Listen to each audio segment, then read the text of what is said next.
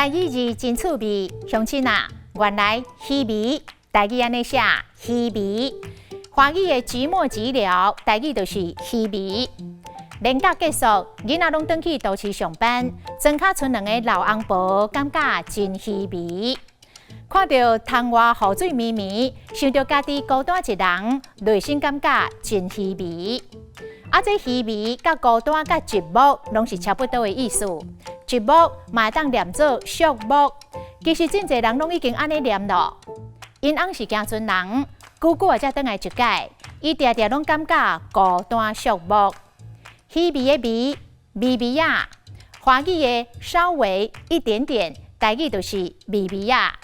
这个妹妹真好笑神，看到人拢微微啊笑，微微啊笑嘛会当讲文文啊笑。小妹妹看到人拢文文啊笑。今仔日的台语字，鱼味实在真趣味。